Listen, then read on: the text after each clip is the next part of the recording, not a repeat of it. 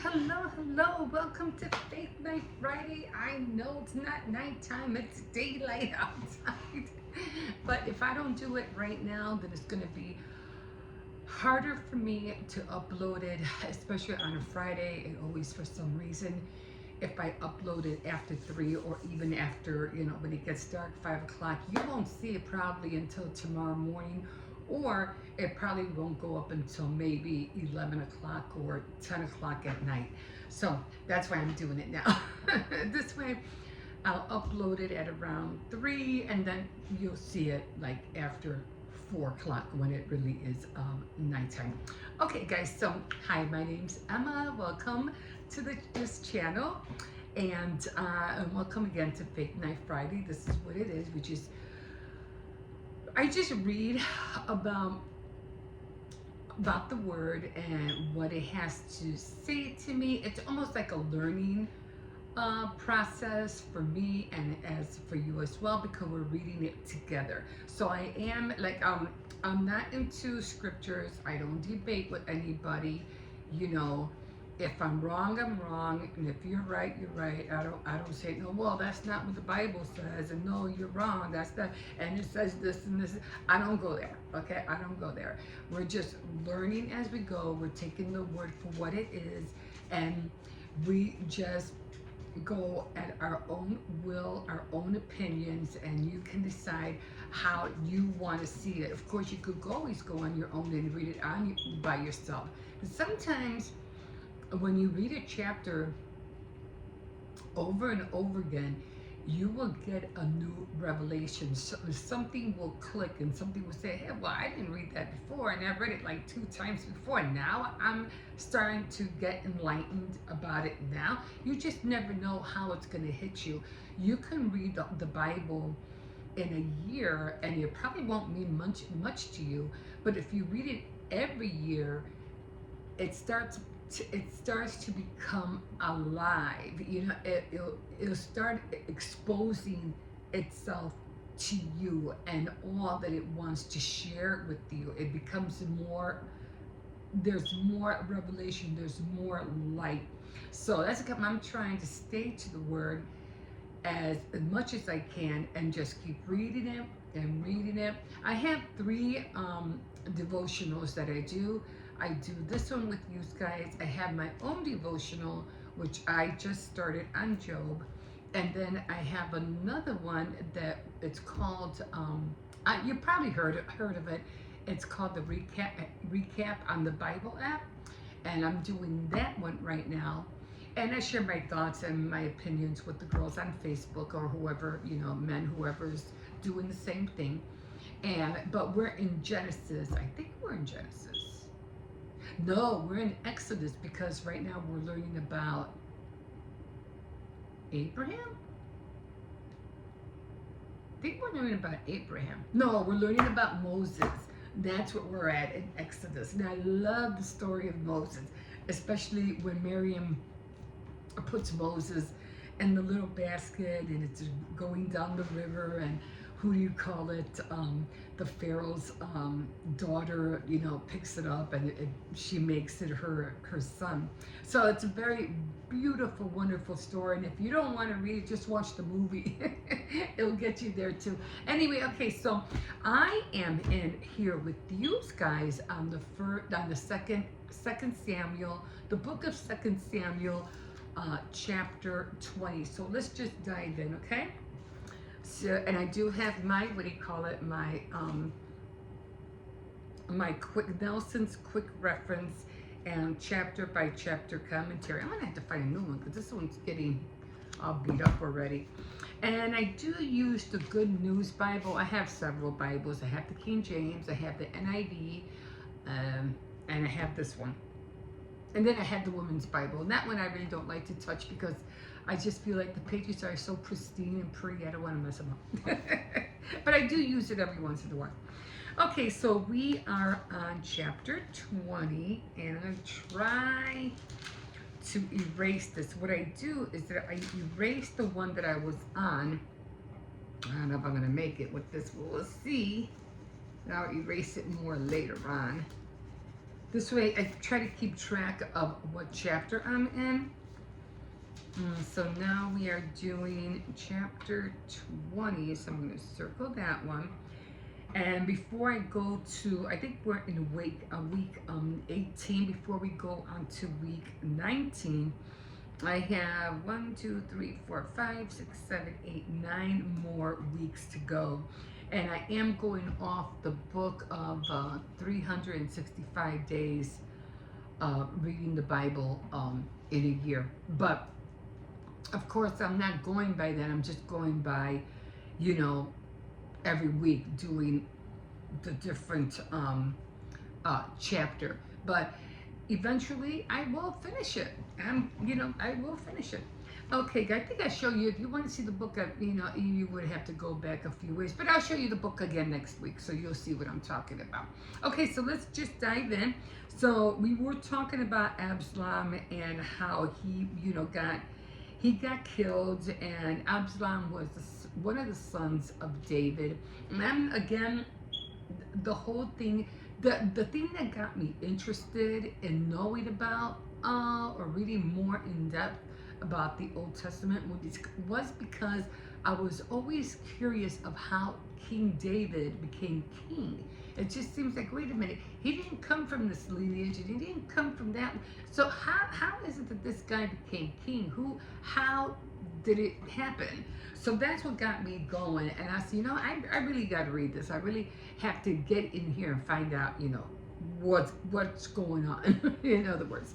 Okay, so let's just dive in.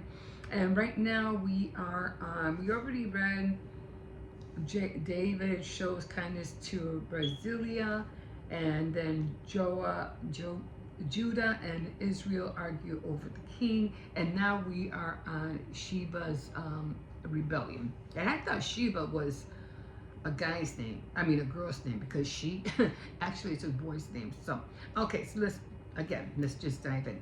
Okay, so turn this chair, and there happened to be there in Gilgad a worthless character named Sheba, son of what's that called? It's Bichri of the tribe of Benjamin. It's another thing too. I am trying so hard to learn how to pronounce these names. I am terrible at it, I know, but I'm trying. I'm trying. And the tribe of Benjamin. He blew the trumpet and called out, "Down with David! We won't follow him. Men of Israel, let's go home." So the Israelites deserted David and went with Sheba, but the men of Judah remained loyal and followed David from the Jordan to Jerusalem. When David arrived at his palace in Jerusalem, he took the 10 concubines he had left to take care of the palace and put them under guard. He provided for their needs, but did not work or did not have intercourse with them. They were kept confined for the rest of their lives, living like widows. Wow, that's harsh. Dang. Okay. The king said to Amasa, call the men of Judah together and be back here with them by the day after tomorrow. Amasa went to call them, but he did not go back by the time the king had told him to. So the king said to Abishai, Sheba will give us more trouble than Absalom. Take my men and go after him, or else he may occupy some 45 towns and escape from us. So Joab's men, the royal bodyguards, and all the other soldiers left Jerusalem with Abishai to go after Sheba. When they reached the large rock of Gibeon, Amasa met with them. Joab was dressed for battle, with a sword in its sheath fastened to his belt. As he came forward, the sword fell out. Now, I don't know how it fell out if he had it in his hand. Okay, anyway, I'm thinking the sword fell out and fell to the ground, but it didn't. I guess he took it out. Fell out. Joab said to Amasa, how are you, my friend? Amasa, how are you, my friend? And took hold of his beard with his right hand in order to kiss him. Amasa was not on guard against the sword that Joab was holding in his other hand, and Joab stabbed him in the belly, and his inside spilled out on the ground. He died immediately, and Joab did not have to strike again. See, in I don't know what Bible I'm reading. Was it this one? No, I think in the NIV it says that Amasa was Joab's cousin. It doesn't say that here. And then it says that he died immediately, but in the NIV they said he was moving around, but he was dying, but he was moving around in his blood. So I'm not sure which way it's going. Then Joab and his brother Abishai went on after Sheba. One of Joab's men stood by Amasa's body and called out, "Everyone who is for Joab," and David followed Joab.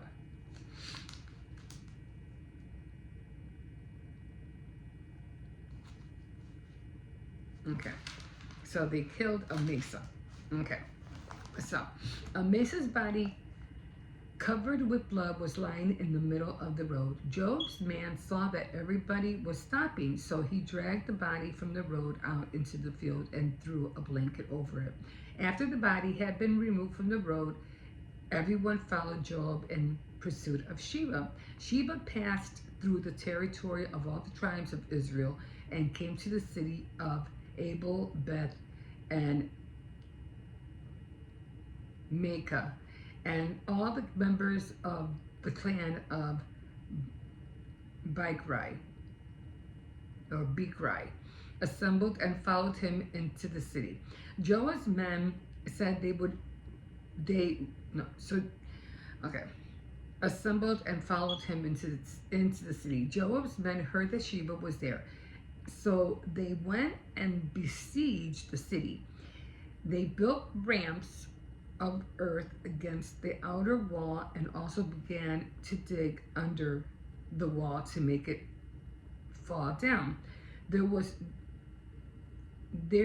a wise woman in the city who shouted from the wall, "Listen, listen, tell Joab to come here. I want to speak with him." Joab went and she asked, "Are you Joab?" "Yes, I am," he answered. "Listen to me, sir," she said. "I'm listening," he answered. She said, "Long ago they used to say, 'Go and get your answer in the city of Abel,' and that's just what they did. Ours is a great city, one of the most peaceful and loyal in Israel. Why are you trying to destroy it? Do you want to ruin what belongs to the Lord?" "Never," Joab said. "I will never ruin or destroy your city. That is not our plan." And a man named Sheba, son of Bichri, who was from the hill country of Ephraim, started a rebellion against King David. "Hand over the one man and I will withdraw from the city. We will throw his head over the wall to you," she said. Then she went to the people of the city with her plans, and they cut off Sheba's head and threw it over the wall to Joab. He blew the trumpet as a signal for his men to leave the city, and they went back home, and Joab returned to Jerusalem to the king. Joab was in command. Now this is where the words get tricky. Joab was in command of the army of Benaiah, son of Jehoiada, was in charge of David's bodyguards. And Adoniram was in charge of the forced labor. Josaphat and Ahilud was in charge of the records. Sheva was the court secretary. Zadok and Abiathar were the priests, and Ira from the town of Jair was also one of David's priests. So again, I'm still trying to learn how to pronounce them because they get me every time. So let's go to the commentary. Do I have that here? I should. And I am just going to circle 20 because I already did this one. So 2 Samuel 20, events create opportunity, and people use opportunity in different ways. Sheba saw the tribal conflict as an opportunity for promoting himself because he was a Benjamite. He hoped to get he hoped to get board support from Saul's friend and David's enemies, and he almost succeeded. Once again, the people deserted God's chosen king for an opportunist. Amasa was chosen to lead David's army to victory, but he delayed and lost his opportunity for greatness. However, Joab seized the opportunity, removed his replacement, won the battle, and got his job back. Joab had murdered Abner, Absalom, and Amasa, yet David apparently did nothing to discipline him. That's true. Come to think of it, he never said anything to him. Perhaps Joab knew too much about David. The wise woman saw an opportunity to end the war and prevent many innocent people from being killed. Blessed are the peacemakers. Opportunity will come your way today. How will you use them? Good question. Very good question. So that's where we're at today. So the idea that, they were always, to me, in battle, like it's day one. That's how I see it. It's like we have people who are constantly, not, you have to remember, to me, it's like during those centuries back in the day, to me, they were like man-made traditions. I don't think God wanted us to be killing people left and right and chopping off their heads and and doing all that. That wasn't his plan. I'm sure of it. But as time went on and as the tribes grew bigger, they were constantly taking over other tribes and not only like killing the soldiers or whatever, but they were killing the women, the children, taking the livestock, and and all that. But I really don't think that's what God intended. Even though at sometimes He will say, okay, I'll give you. You're going into battle for a reason. You're trying to save your people, our people. So I will help you. But I don't think He really meant for that battle to go that way. But in another aspect, it's like, God could do anything, right? But in another aspect, is like His hands are tied because you guys are already are committed to destroying people or killing people one way or another just to save yourselves. I could be wrong. Definitely that's what I'm saying. I have my opinion, how I'm seeing it. You can have yours. But again, it just was going over, and it was getting worse and worse and worse as the years and years went on. And now luckily now in this day and age, we're not killing women and children and taking over land and all that stuff, because we have rules and regulations and all that, and you can't take somebody's country or property without going through legal stuff. But we still kind of do the same, back in, I don't know, in England's time, like in the 1800s, they would take over the whole, country, and they would there were kings and queens back in those days, and they wouldn't kill the women and children, but they would definitely destroy the military part, you know what I mean? That. So, but, and as years and years keep going, again, we don't kill women and children anymore, but then again, you're looking at this day and age and you're saying, yes, we do. Look what just happened in Gaza. They're killing women and children.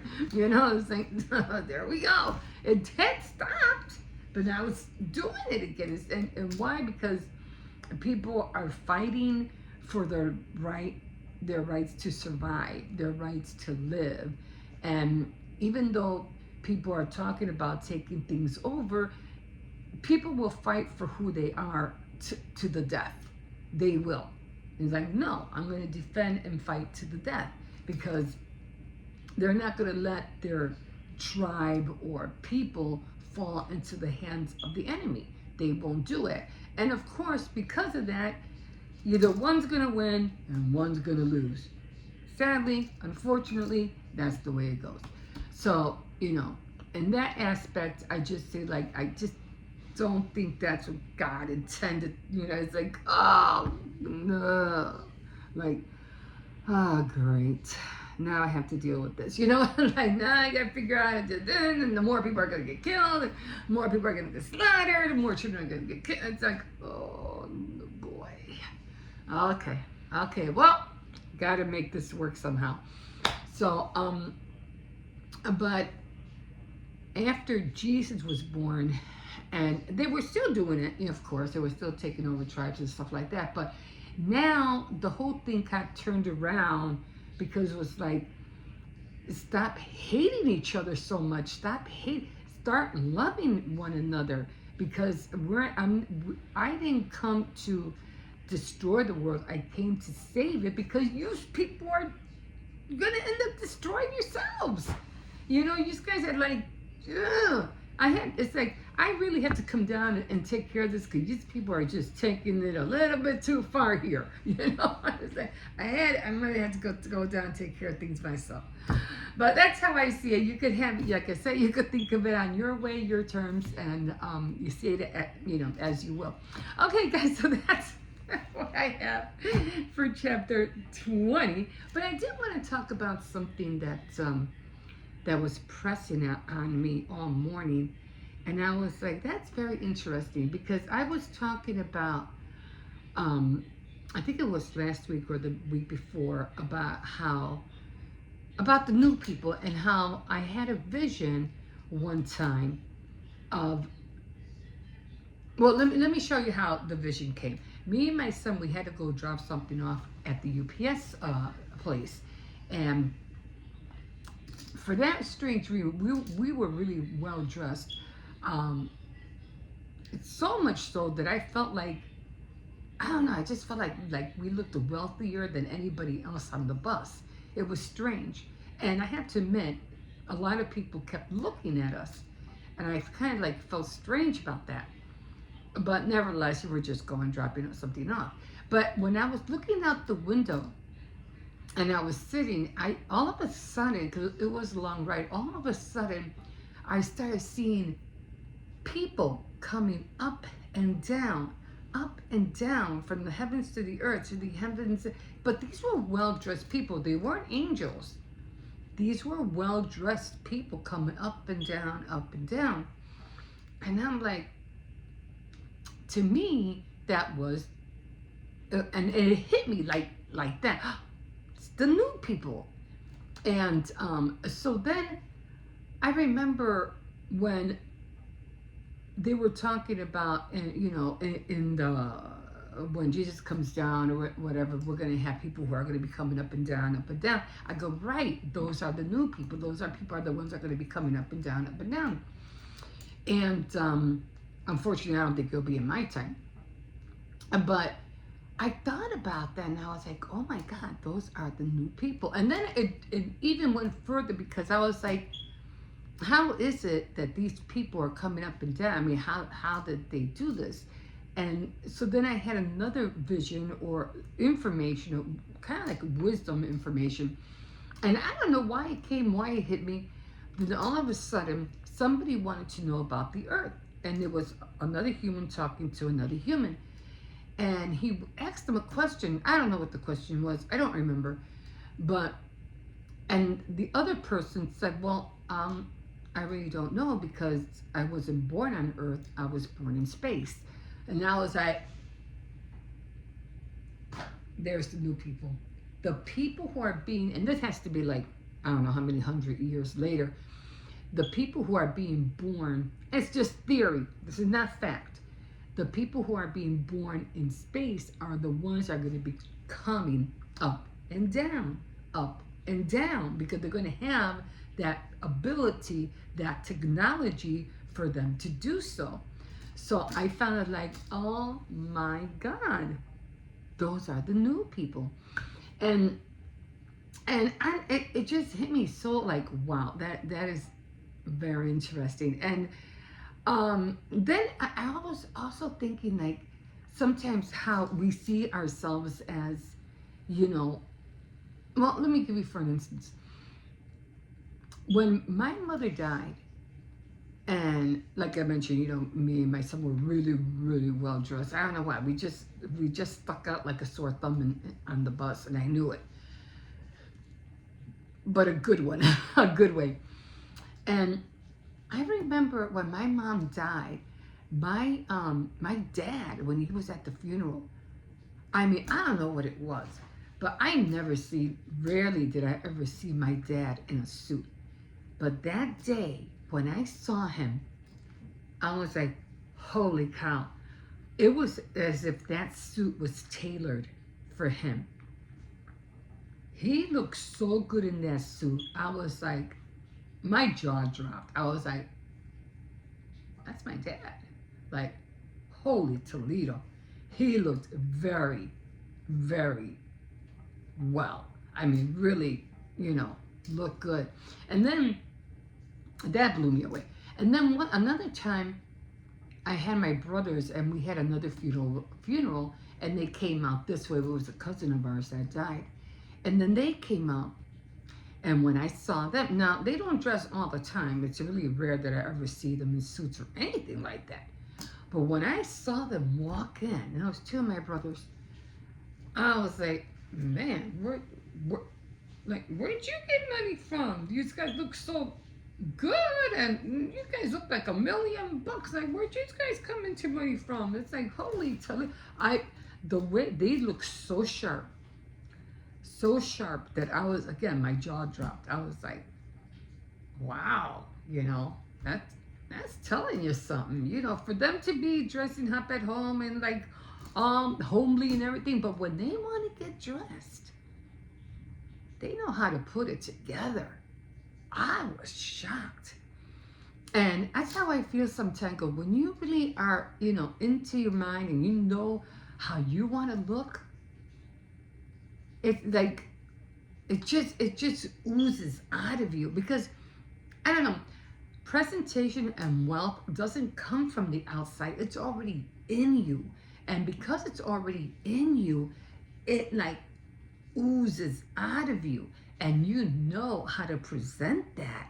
And I'm like, so true. That is like so true. So again, wealth, richness is not on the outside. It's not money. It's not that. The richness is inside of you. And once you realize that, you're going to do everything you can, and at certain times it's going to come, and it's not going to look, you know, no bad, or, you know, no, I mean, it's going to look like you have $1,000,000. That's how it's going to, and people are going to turn. They're going to like, who's that? Wow. Jaw-dropping sight, because no one's ever sees that. So it's amazing. And that's how I see the new people. The new people are going to be coming down. They're going to be looking like $1,000,000, you know, like people who are just like, not like people on earth. We are strangely, and, you know, yet we wear clothes that don't fit or showing everything. I mean, it's just some of the wardrobes that we have. It's like, that's not a dress, or those are not pants, or you guys just don't know how to dress well. Like that's like a bad representation of people in America, let alone, you know, in other countries. But for me, I'm like, man, the new people are gonna show us a thing or two, you know. But we should be showing that already. We should be oozing out with that look already, but we don't. A lot of us look homeless. A lot of us look like, you know, where people from the street or girls who are selling themselves on the street. I'm like, not to, to use other words, but it's like, that's, no. You have that richness, and once it's in you, it's going to ooze out of you. So I'm going to leave you with that. I'm already excited.